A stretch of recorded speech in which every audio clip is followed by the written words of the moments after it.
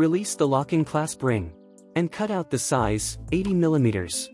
Insert the product in the cutout hole and lock clasp ring tightly. To install the cable, locate the 2 screws and unscrew them. Remove the plastic 4-way manual retractor. Then, insert your cables into the cable slots. After inserting the cables, tighten the screws on the retractor. Pull out the cable to the desired length for use. You can use all 4 cables simultaneously without any disruption.